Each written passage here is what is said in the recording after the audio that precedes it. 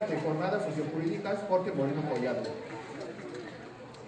Nos acompañan en el presidio el doctor Hugo Casanova Cardiel, quien ha titulado su ponencia como La educación en México. Un aplauso, por favor.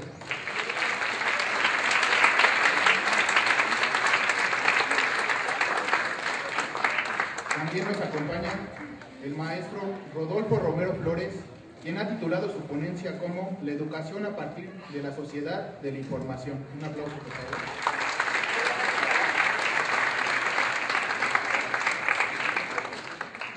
Y la maestra Margarita Villanueva Colín, quien va a moderar este evento.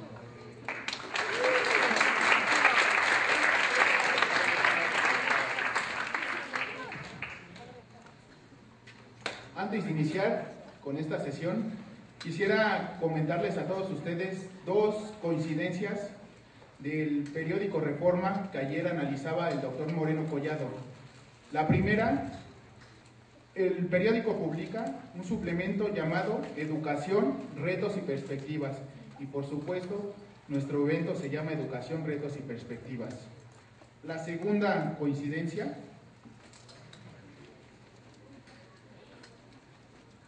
el mismo periódico Reforma publica una nota que se llama Marcan académicos prioridades, en la cual participa el doctor Hugo Casanova, quien se encuentra presente.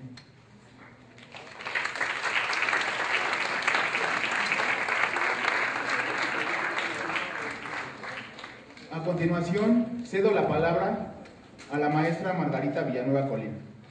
Gracias.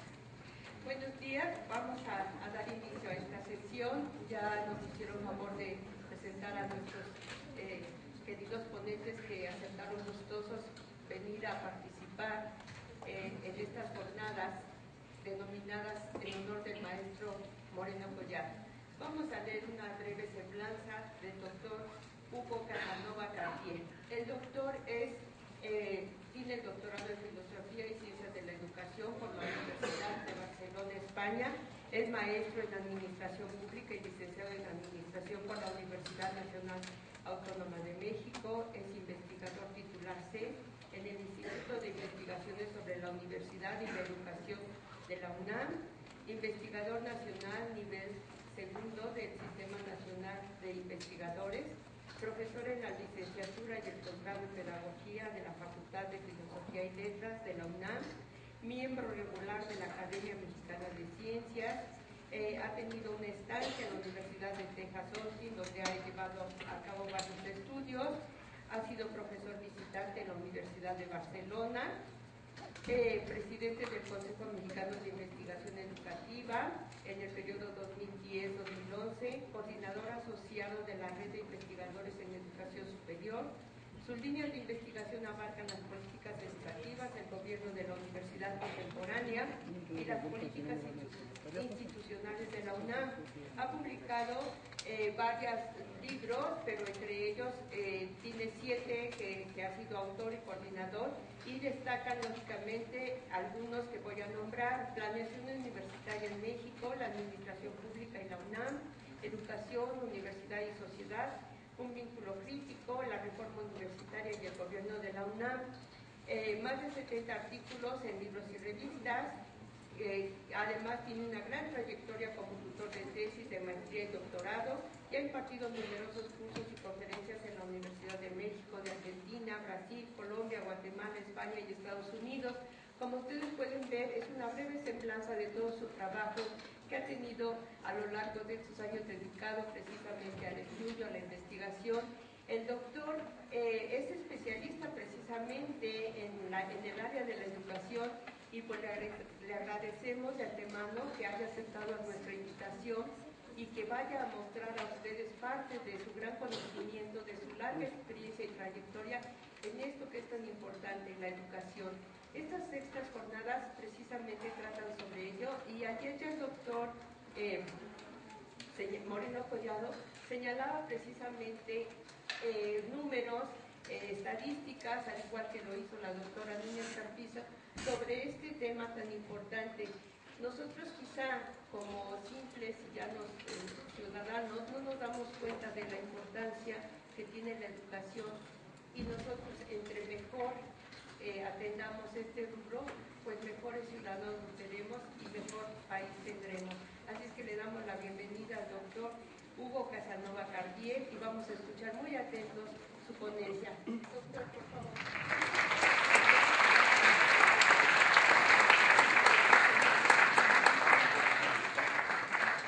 Bueno, pues agradezco enormemente esta presentación. Quiero dar los buenos días a todas y todos ustedes. Es realmente un reto muy grato poder estar ante un auditorio de jóvenes universitarios.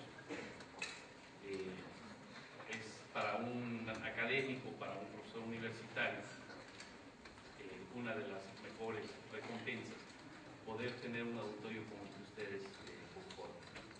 Quiero agradecer a la doctora Núñez Carpizo por su generosidad para convocarme a compartir con ustedes.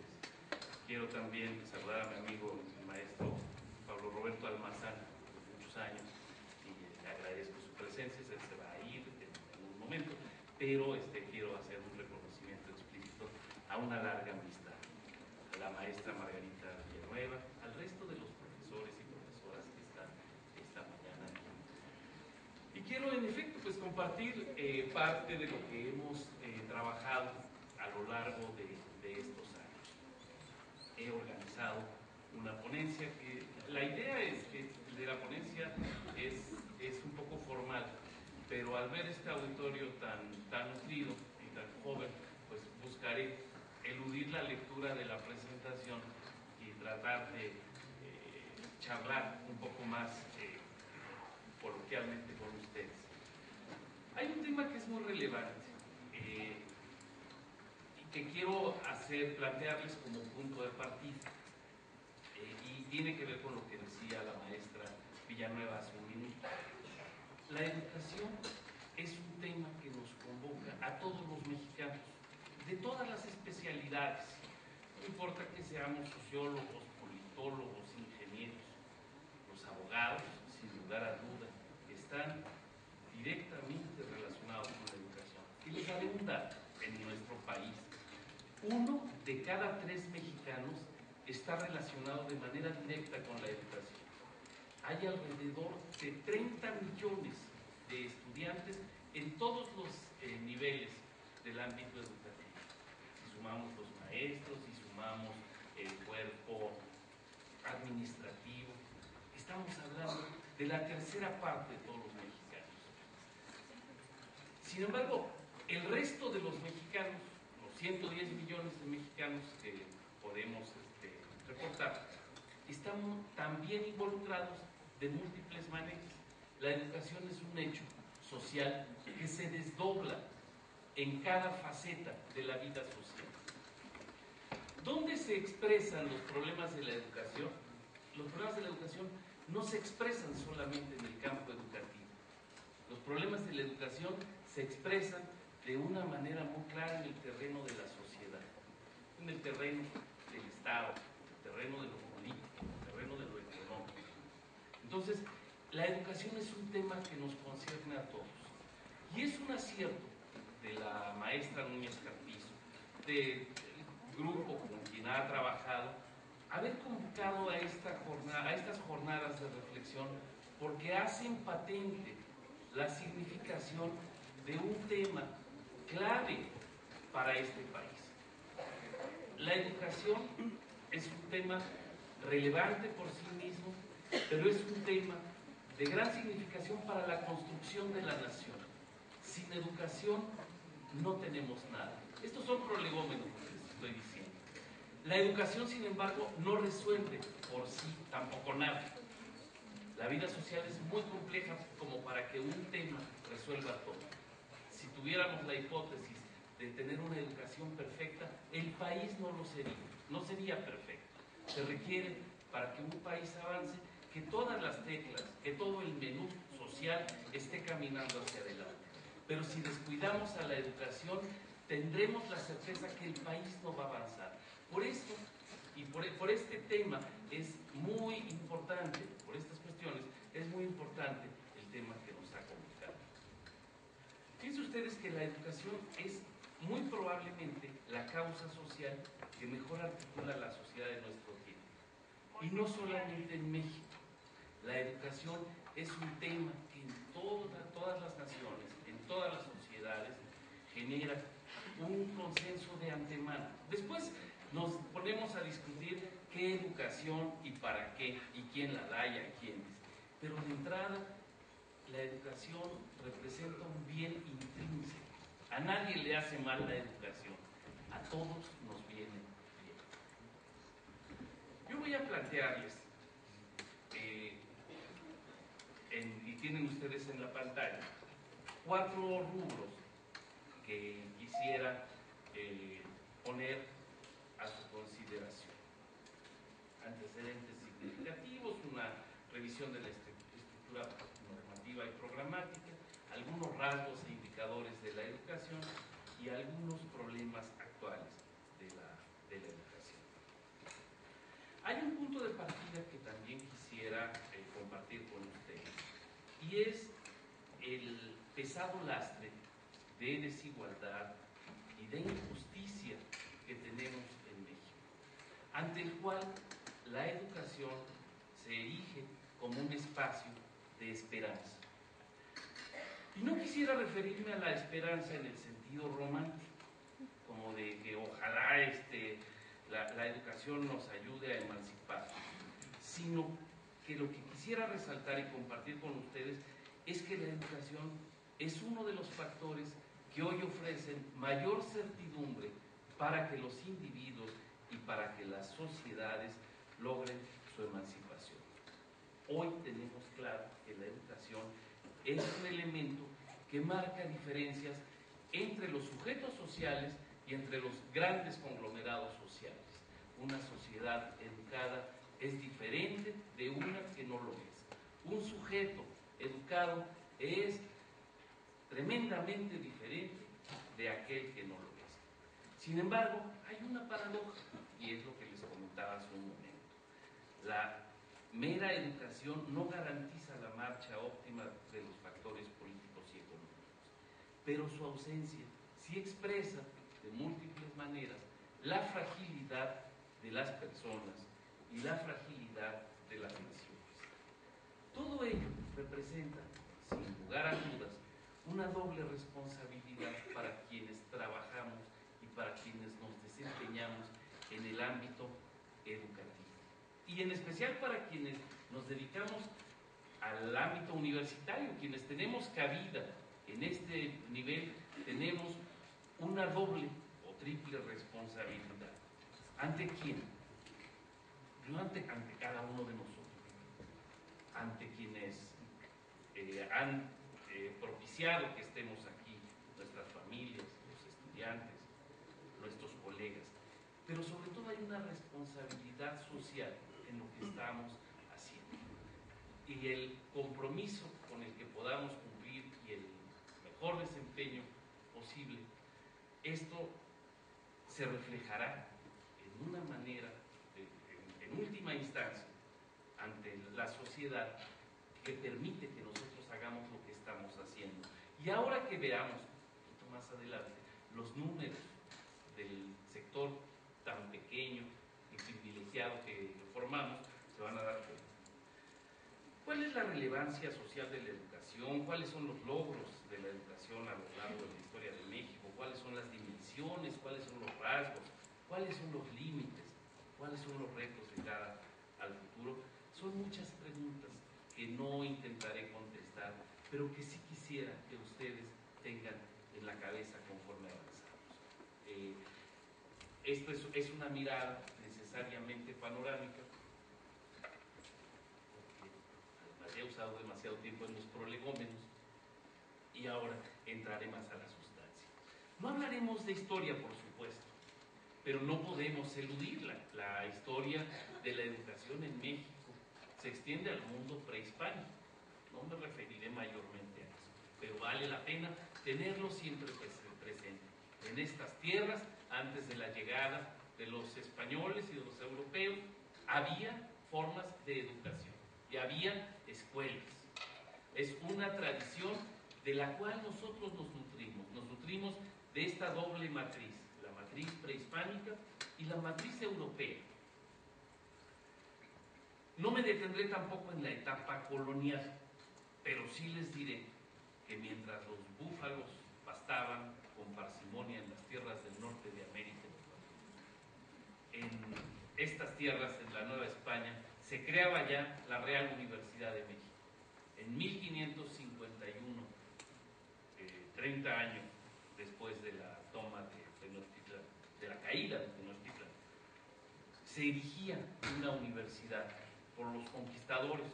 No entraremos al terreno de los conquistadores, que tiene claroscuros y paradojas, pero como sea, hace más de 500 años se erige una universidad en estas tierras. Esta universidad extiende su trayectoria hasta el 19 y la disputa entre liberales y conservadores la cierra, por lo que ellos señalan que la universidad es perniciosa e irreformable, dicen los liberales. No nos detendremos en ello, pero no quiero dejar de mencionar que esta aventura educativa de nuestro país no se inventó ayer, no la creó el señor Calderón, el presidente Calderón, pero ni siquiera ni Fox ni de los que ustedes se pueden acordar. Esta aventura comenzó hace muchos años. El siglo XX es el siglo de la educación nacional, es el siglo de las instituciones en México. La conformación del Estado, de la Revolución Mexicana, tiene lugar a partir del siglo XX. Y la conformación de un sistema educativo, de una institución que guía y orienta la educación, es a partir del siglo XX. En 1921, José Vasconcelos crea la Secretaría de Educación Pública y da una paradójica línea de consistencia entre la dictadura de Porfirio Díaz y el proyecto político educativo de la Revolución Mexicana. La creación de la SEP por parte de Vasconcelos constituye una clara posición por parte de los regímenes de la posrevolución, en el sentido de que la construcción de la nación depende en una medida importante de la constitución de un sistema educativo nacional, pero a la vez que la conformación educativa de la sociedad da un sentido importante al Estado en ciernes. La conformación del Estado, pues, depende en una medida relevante de la educación. Y la educación, a su vez, y la educación social, depende en una manera definitiva del Estado. Y esto no lo inventaron los regímenes de la Revolución. Y si me permiten el salto a la historia, es a finales del siglo XVIII, el periodo de la Ilustración, donde gente como Condorcet, como Rousseau, poco antes, ubican muy claramente que es una responsabilidad de los estados nacionales repartir educación. Y ahí surge la idea de educación pública y surge la idea del Estado educador. Esto se desarrolla a lo largo del siglo XIX de una manera muy importante y los estados-nación generan como uno de sus referentes más importantes el tema de la educación y generan la creación de estructuras que gestionan la administración pública de la educación. Y esto tiene un sentido, no es una referencia anecdótica. Esta es la raíz de la responsabilidad del Estado hacia la educación. Esto no es algo que pasó de manera fortuita o es algo que se le ocurrió 100 años después a José Vasconcelos. La educación, históricamente, es una responsabilidad que se ubica en la órbita del Estado. No quiere decir que no puede haber educación privada, porque la hay, pero quiere decir que el Estado es quien marca las pautas de la educación. ¿Por qué razón? Porque el Estado es el depositario de la conducción del todo social. Es quien provee el beneficio común a la sociedad, que no es el caso necesariamente de los privados que imparten educación. Los privados pueden ir a la línea que ellos determinen, Pero el Estado, cuando genera una referencia de futuro, lo está haciendo con base en su función de vertebrador del todo social, de vertebrador de la cohesión social. Y esa es la razón por la cual defendemos la educación pública.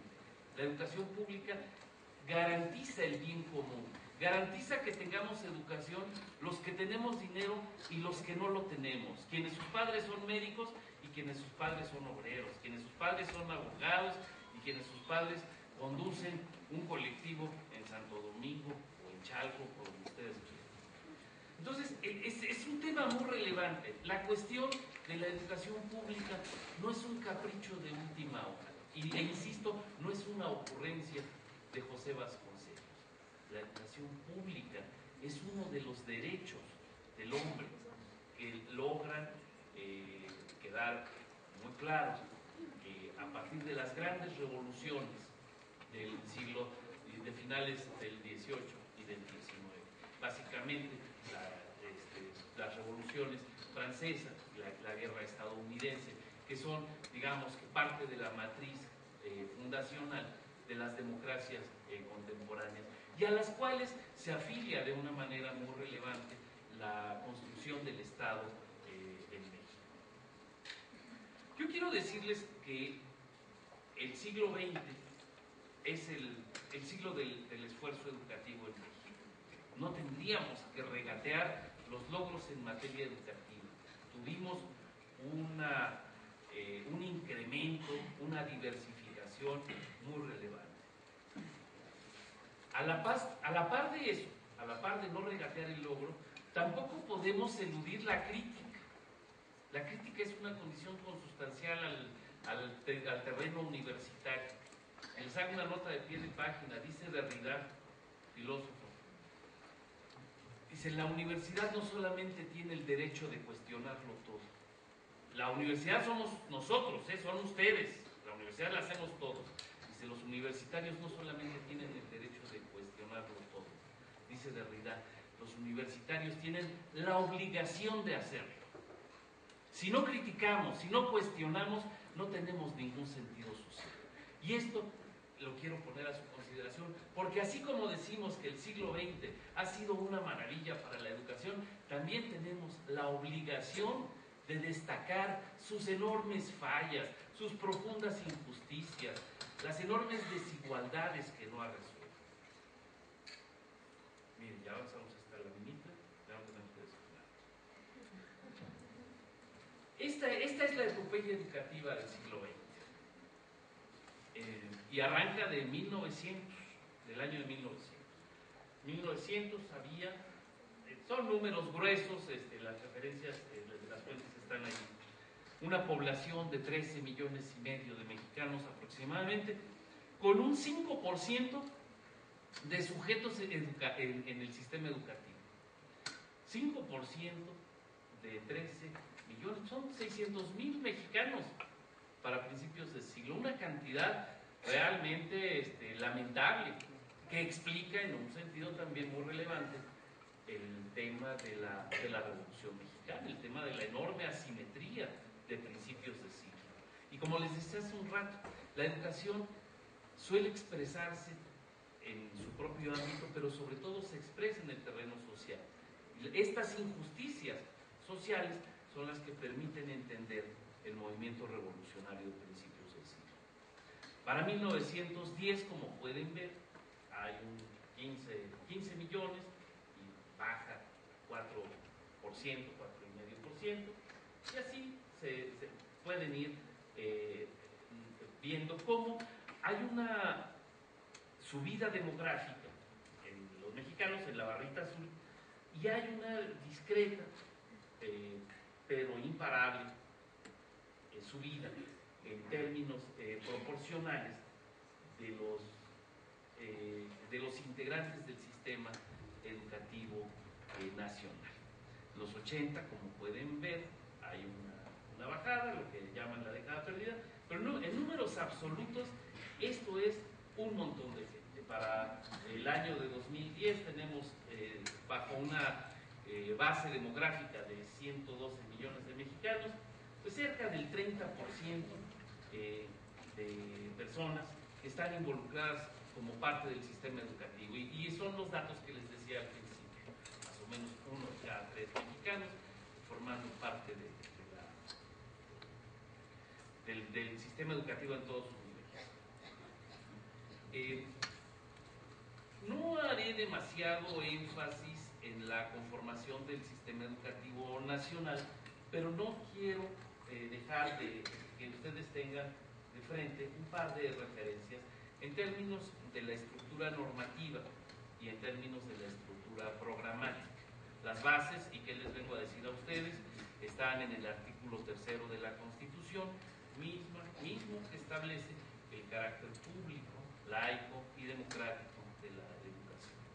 La importancia de este campo está plenamente reconocida en las leyes y forma sin duda parte de los pactos fundamentales entre los mexicanos. Si hay una cosa en la que estamos de acuerdo, azules, tricolores, amarillos y los colores que ustedes quieran, es en la importancia de la educación. Luego cada quien le da un énfasis diferente. Ricos y pobres, hombres y mujeres, los diferentes grupos y capas sociales coincidimos en que la educación es un tema muy importante. ¿Dónde están los problemas? Eso es otra cosa, pero me parece muy relevante eso. El otro artículo relevante es el artículo 26, los artículos 25 y 26, que prevén el sistema de planeación democrática y que establece la obligatoriedad por parte del Ejecutivo para elaborar planes y leyes, entre los que se incluye el ámbito educativo. Eso está en la parte del centro de este cuadro. Y a la derecha tenemos una serie de acuerdos coyunturales y reformas que han sido relevantes en los años recientes. Tenemos el Acuerdo Nacional para la Modernización Educativa del 92 y tenemos la Alianza para la Calidad de la Educación de 2008, que son elementos básicos para las decisiones que se toman. Esa alianza, como ustedes saben, la firmó el Ejecutivo con la líder de los maestros, pues hablaremos un poquito de ello, pero digamos que esto sería parte del entramado formal, la dimensión normativa y la dimensión programática, leyes y planes y programas de gobierno. También me parece relevante darle una mirada al esquema básico del sistema educativo nacional y que describe de una manera sintética la estructura de los niveles y modalidades de la educación. Acerca del cuadro que les comparto, baste señalar que en la parte superior se describen los niveles y componentes del sistema educativo y a su vez en la parte inferior se incluyen otros servicios educativos que conforman el sistema. O sea, obviamente está pues, la primaria, la secundaria, todo lo que ustedes conocen, pero hay otros servicios educativos que forman parte del sistema y que debemos tener presentes, ¿no? Todo educación inicial, educación especial, formación para el trabajo, educación para adultos, sistemas abiertos, educación indígena, ¿no? Todo el tema de multiculturalidad.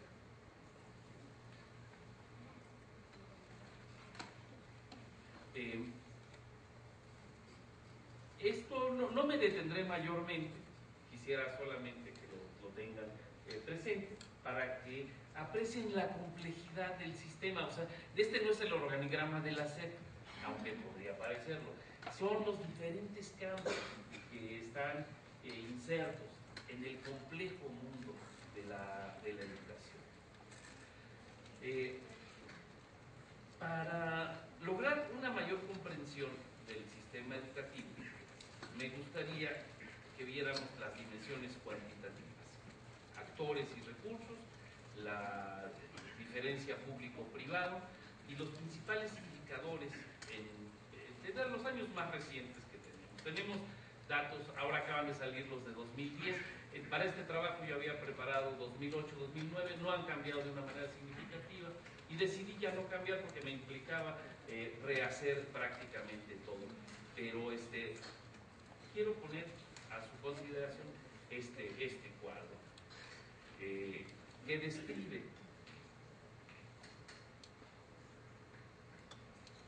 a los diferentes actores del sistema educativo mexicano, en términos de alumnos, en términos de docentes y luego también en términos de las escuelas.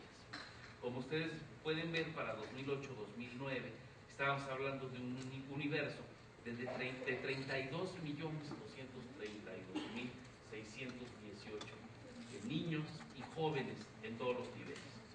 Podrán ver el nivel más nutrido es el de la educación básica, con 25 millones, y dentro de estos 25 millones el más grande es el de la primaria, con cerca de 15 millones.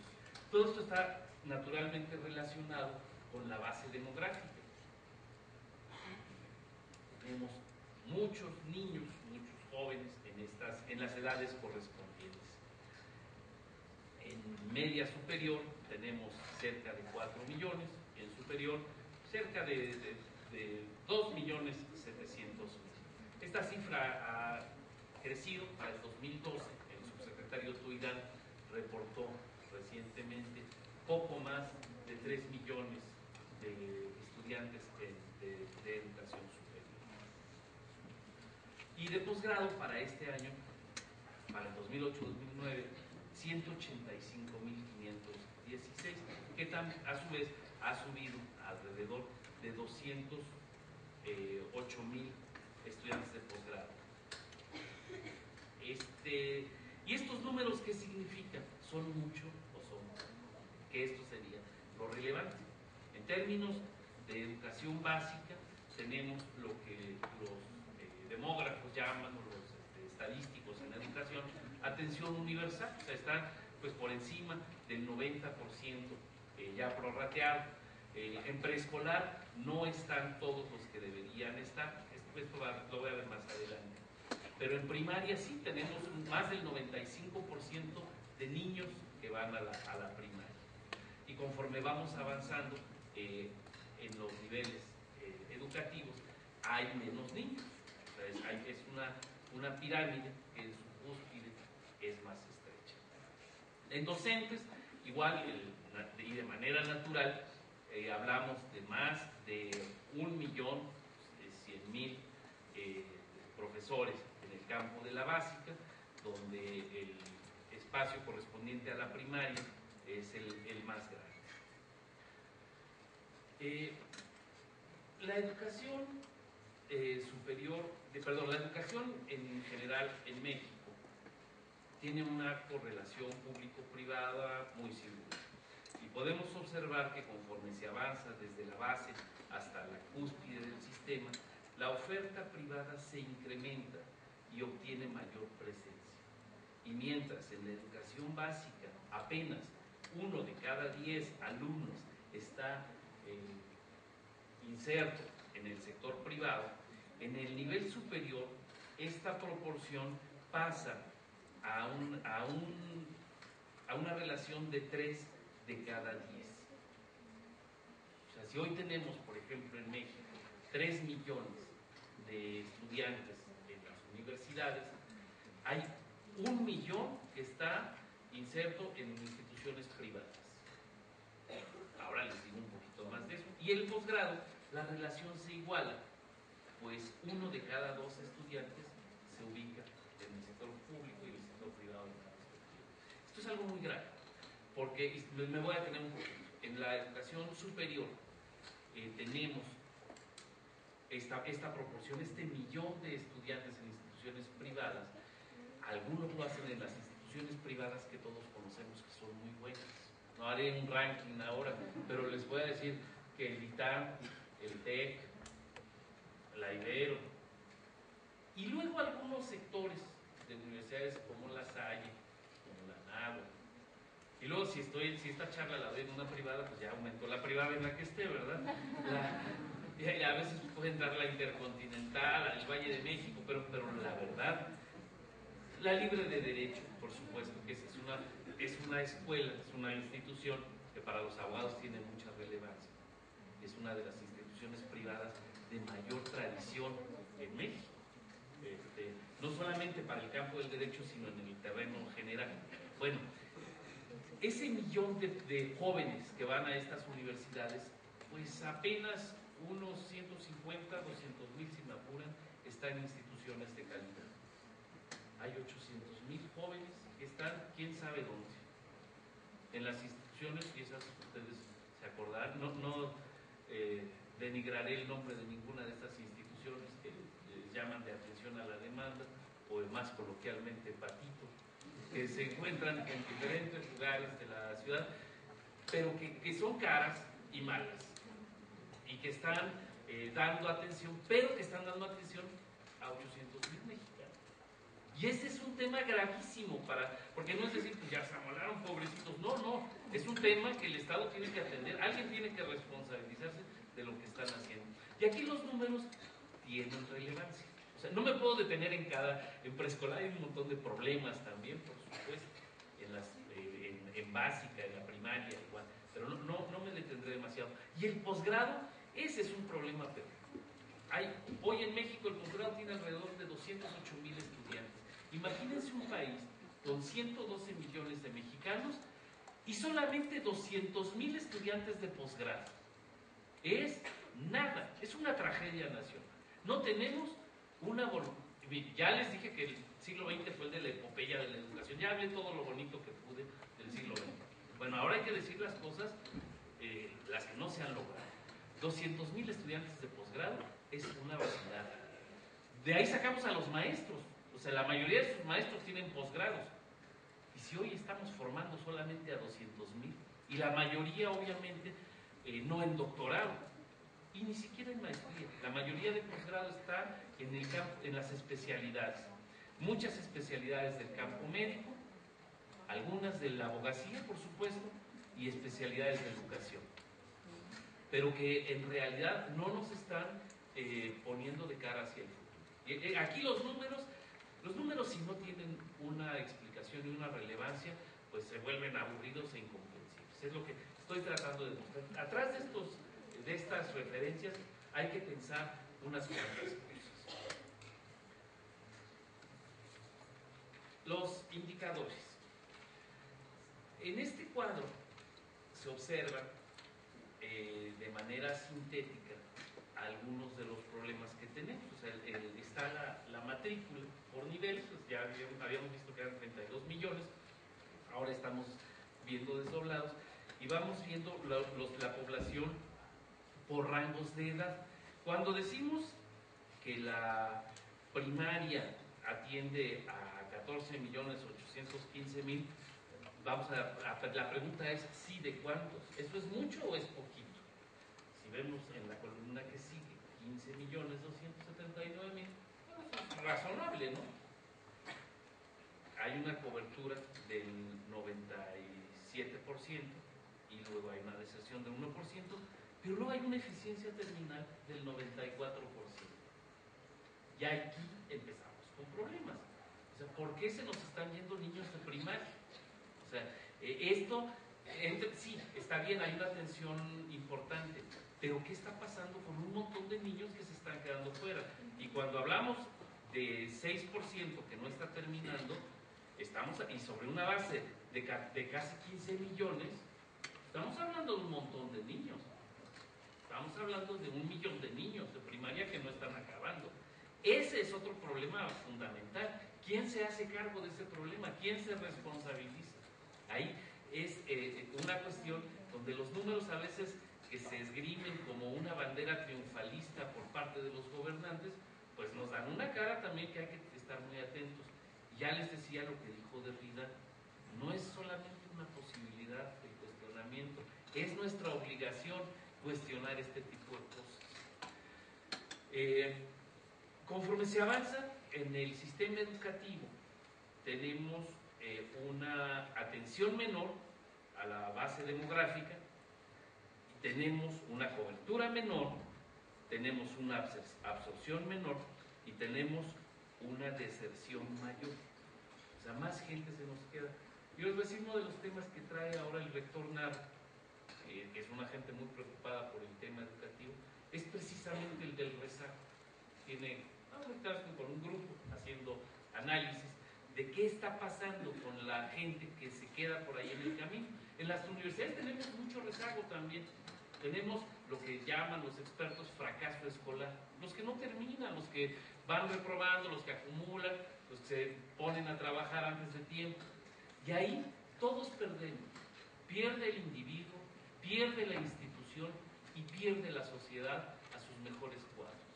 Entonces, ahí es cuando la educación no es un problema de pizarra y de sindicatos, o sea, no es de, uy, la maestra, qué mal hace al país. La maestra Gordillo, quiero decir, no todas las maestras. Pero que se vuelve un lugar común, es que la maestra es pésima. Pues no sé si sea pésima o no. El problema de la educación rebasa, obviamente, a las personas. Bueno.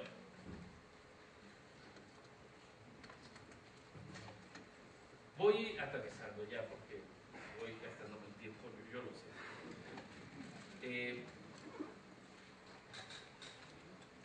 Les decía yo, y bueno, ¿y quiénes llegan al posgrado? Ayer me hicieron favor la gente de Azteca de entrevistarme para un noticiero. Y la pregunta que hacía el reportero era muy relevante. Le decía, oiga, ¿cuántos entran a la primaria y cuántos entran al posgrado? La verdad no lo había pensado ahí porque hay temas que no son comparables. Hay una cierta falta de proporción entre lo que se está comparando. Pero me atreví de todas maneras. A la primaria, como ustedes pueden ver, entran alrededor de 15 millones de mexicanos.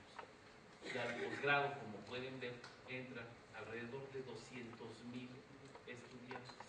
Si esto fuera una especie de carretera que a todos nos lleva hacia un lugar, pues nos quedamos fuera de la posibilidad de llegar al posgrado, pues 14,800,000 mexicanos.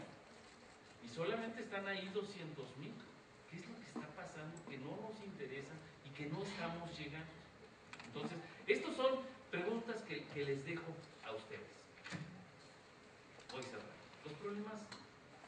Es una pincelada, yo lo sé, muy rápida de datos que dirán, aquí estaba la gráfica, ahora ya no está, ya no sé en qué números están, pero lo que quise es darles una idea del todo, porque primero, para conocer los problemas, primero hay que conocer el tamaño de la cosa que estamos analizando, pues si no, no nos damos una idea. Tengo la certeza de que los problemas de la educación no se pueden reducir a estos 5 que les voy a plantear. Pero es la propuesta que yo les hago y estoy seguro que ustedes mismos van a encontrar otros problemas que aquí no están descritos. El primero, la dimensión cuantitativa. Y como les decía, después de un siglo, la cobertura educativa logró muy significativos avances. Pero, al lado de ese reconocimiento, es indispensable reconocer también que los indicadores cuantitativos no son suficientes para un país como este. La educación básica ha aumentado de manera notable y rebasa el 95%, sin embargo debe destacarse que la educación media superior tiene una cobertura que apenas rebasa el 60% y que la educación superior se encuentra en el rango de 25 a 28%. Hay un dato que no les di. A ver, después de tantos datos no se van a acordar de ninguno, pero ojalá que les esté. La escolaridad promedio de los mexicanos es de 8.2 años. 8.2 años es segundo de secundaria más o menos. Si dividimos toda la educación entre todos los mexicanos, nos da ese promedio. Y contados nosotros y todo. Y yo alguna vez me pregunto, ¿este es un país de segundo de secundaria? Este país, cuando lo interpelan políticamente, cuando se le interpela socialmente, cuando se interpela en términos de seguridad, contesta como un muchacho de segundo de secundaria. Yo esperaría que no. Yo espero que hagamos fuerza suficiente. También aspiro a que haya una educación que va por fuera del sistema educativo nacional. Hay una educación, las escuelas no hacemos todo en la educación se hace en muchos lugares. Y hay gente que no tiene estudios formales y que tiene conocimientos y una madurez que muchas veces nos pone a prueba a nosotros los universitarios y pone en duda lo que aquí hemos hecho. Entonces, esto vale también la pena tenerlo claro. Hay que parecer universitarios también. Y esto lo digo por los jóvenes. O sea, ser universitario no es solamente venir a la escuela, es actuar fuera de la escuela sobre todo. La educación, les decía, se concreta socialmente. Y allá afuera es donde tenemos que demostrar quiénes somos. Bueno, en la educación media superior, estos datos significan que casi 40% de los jóvenes están fuera de la educación media superior. Casi 40% de jóvenes en edad de ir a la prepa, al bachillerato, no lo hacen. ¿Y dónde están esos jóvenes? Es para preocuparse, obviamente. Yo quisiera ver aquí muy rápidamente la base demográfica de los que van. Son 6.300.000. Si de esos 6 millones, el 40%, o sea, 2,5 millones, andan por ahí sin saber qué están haciendo, eso es un problema muy serio. Y en la universidad, el problema ahí les va. 7 de cada 10 mexicanos no están aquí con nosotros, ni en ninguna otra universidad, ni en ningún otro ámbito de la educación. Los sociólogos dicen que están en el mercado subterráneo. Unos están trabajando en los supers, Suburbia, qué sé yo. Otros están en los mercados sobre ruedas de su colonia, los tianguis. Pero otros se fueron del país. En los Estados Unidos hay 10 millones de mexicanos, hoy, nacidos en México. 1 de cada 10 mexicanos está allá. Y muchos son jóvenes. Y luego otros, que es la cifra que siempre dejamos, el dato que dejamos al final, que porque no tenemos la cifra preciso, el concepto, quiero decir, están enrolados directamente en el aparato delincuencial, que es un montón. O sea, los que matan hoy, el sicariaje, está en estos jóvenes, en jovencitos que van de 15 a 20 y pocos.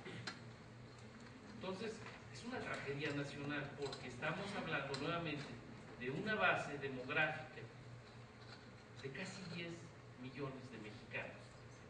Casi 10 millones de mexicanos que están en esa edad. Ustedes saben que en este año, en esta etapa, no este año solamente, en este corte generacional, estamos viviendo lo que los estadistas, la gente que hace demografía, se llama el bono demográfico. Y es cuando los países tienen más jóvenes. Cuando los países tienen bono demográfico, la productividad aumenta, el trabajo cuesta menos, hay un montón de gente ansiosa de trabajar. Bueno, este país tuvo la osadía de convertir la oportunidad del bono demográfico en el problema del bono demográfico. O sea, estos sujetos no supieron qué hacer con ello. Los ciudadanos tampoco fuimos tan asertivos como para poner en su sitio a estos sujetos que tomaban decisiones en este país. Y eso es grave, porque tenemos en estos datos 7 millones de mexicanos que no se sabe muy bien qué es lo que están haciendo. Una de las aspiraciones de muchos es, obviamente, revertir esto. Necesitamos abrir espacios a la educación media superior y a la educación superior. Y es un problema que no es solo de abrir escuelas. O sea, pues ahí están las escuelas y no estudia el que no quiere. Eso es una de las grandes falacias. Si la educación no es un hecho de voluntariedad, es un hecho de condiciones para la educación. Calidad. El problema de la calidad ha sido reconocido en México, por supuesto. Todo el mundo dice que tenemos que hacer mejor la educación en todos los niveles. Los resultados, sin embargo, son paradójicos. Tenemos un Instituto Nacional de Evaluación de la Educación, tenemos un Ceneval, que todavía nos tienen que demostrar la consistencia de su trabajo. Nos tienen que demostrar que las cosas son mejores. Educación, maestros y política. Y aquí tenemos el tema que pues ha estado rondando un poco en la cabeza. El sindicalismo educativo está presente en las decisiones y nos preguntamos si es correcto que la cúpula sindical esté trabajando. O nos preguntamos si es correcto que los maestros estén tan al margen de las decisiones. Hoy por hoy se ha cuestionado de una manera brutal al Magisterio Nacional, se le criminaliza, se le ridiculiza. Por Probablemente algunas y algunos de ustedes vieron el documental de Televisa llamado De Panzazo, donde ponían de una manera ridícula a los niños, a los maestros, a sus padres, a todo el mundo. Claro, menos el señor que dirige Televisa y menos el señor que dirige este país hasta estos días. Ellos no tienen tacha, ellos todo lo hacen bien. Y todos los que lo hacen mal son los otros. Entonces, ahí algunos levantamos la voz y dijimos, oigan, para hablar de educación se necesita mucho más que salir en un programa de noticiario, un noticiario en la mañana. Es muy importante el tema de quién decide, cómo se decide, cómo participa la sociedad y la necesidad de plantear una política de Estado que trascienda el gobierno en turno y los años en turno y el color político en turno. O sea, no podemos tener una educación para los del PRD y otra para los del PRI y otros para los del PAN. Necesitamos una educación para los mexicanos. Y en el punto en que logremos articular un consenso, que logremos articular un proyecto, empezaremos a hacer algo. La internacionalización no me detendré, pero sí quisiera cerrar con el tema de ciudadanía, democracia y seguridad. Es muy importante que la educación sea valorada en términos de sus alcances para conformar un mejor sistema político mexicano, para armar mejores decisiones entre todos, para enfrentar el flagelo de la violencia y de la inseguridad. Les decía al principio, la seguridad no resuelve automáticamente nada, pero sin la educación, sin ella, tampoco se va a resolver. O sea, por sí sola no lo va a hacer, pero con la mejor de las voluntades, y yo esperaría que el régimen que está por entrar tome las mejores decisiones, independientemente por quién hayamos votado, nosotros, y lo que deseamos es que les vaya bien a quienes toman la conducción del país. Pues confiamos en que den a la educación el peso que se merece, y no desde una perspectiva inocente e ingenua, desde la perspectiva compleja, social y política y comprometida que requiere un país como este. Les agradezco mucho su atención.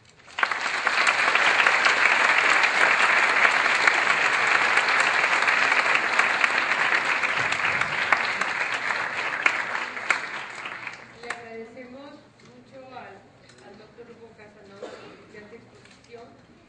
Nos muestra precisamente una panorámica que estamos viviendo, la situación lamentable sobre cuántos mexicanos en realidad están siendo educados, cuántos tienen acceso a la educación y cuántos están fuera de ella. Y lamentablemente una cifra que ellos estuvo señalando es precisamente qué hacen todos aquellos que no están en una escuela. Están trabajando, en el mejor de los casos, pues bueno, diríamos, están siendo productivos para sí mismos, para su familia o para la sociedad, pero si nos vamos al otro extremo, en donde encontramos a personas que en lugar de estar estudiando o trabajando, están delinquiendo, pues esto sí es bastante grave. Además, la cifra que nos muestra, muy interesante su ponencia, doctor, de que cuántos entran, cuántos ingresan al nivel de la primaria y cuántos al nivel del posgrado. Este es un tema que se ha trabajado también aquí en la facultad y se ha insistido mucho y se ha cambiado los planes de estudios para que impulsar al alumno de la licenciatura a que aspire al posgrado, y lamentablemente nos damos cuenta que no tienen como que mucho ánimo y muchos deseos por ingresar al posgrado. Ojalá, jóvenes, que ustedes aprovechen, precisamente son privilegiados los profesores que nosotros estamos precisamente en esta facultad, siempre insistimos en eso, son privilegiados, son afortunados, aprovechen esta educación que les brinda el Estado, porque es una universidad pública. Muchas gracias, doctor. Vamos a dar paso a la ponencia del doctor Rodolfo Romero Flores, una breve semblanza.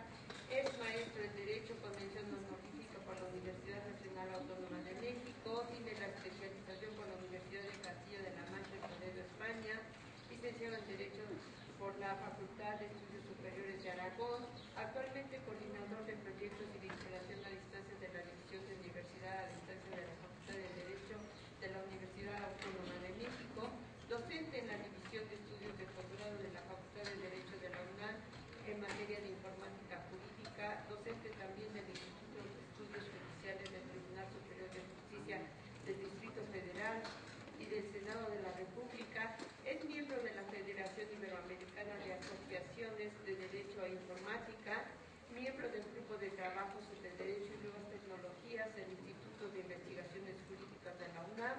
integrantes del Observatorio Electoral 2012 en el Instituto de Investigaciones Jurídicas de la UNAM, profesor investigador de la Escuela Judicial Electoral del Tribunal Electoral del Poder Judicial de la Federación, consejero electoral del Instituto Federal Electoral en procesos electorales desde 1997, 2000 y 2006, consejero electoral propietario ante el 13º Consejo Distrital Electoral del Instituto Federal Electoral y del Distrito Federal y designado para los procesos electorales y federales 2011, 2012 y 2014-2015. Ha publicado diferentes artículos y ensayos, además de participar como autor y coautor en diversas obras, y entre ellas destacan algunas que voy a mencionar: Voto electrónico, derecho y otras implicaciones, Jurismática de las nuevas tecnologías y el derecho, una obra en homenaje al doctor Julio Reyes Valadez, Jus Informatics, el compendio sobre firma digital, el diccionario sobre derecho y nuevas tecnologías. Como ustedes habrán escuchado, él tiene un amplio currículum, y esto que es nada más una breve semblanza que nos presentó el maestro Rodolfo Romero, a quien le damos la bienvenida y vamos a escuchar con mucha atención, puesto que tiene una especialidad en el área de la educación también, y va a ser muy nutrida su ponencia. Maestro, por favor.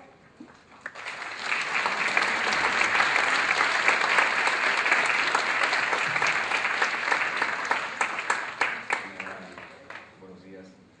Aprecio la generosa presentación de la doctora Margarita Villanueva, y también debo apreciar en un momento dado la generosa invitación de la doctora Elsie Núñez Carpizo, propio doctor Jorge Moreno Collado.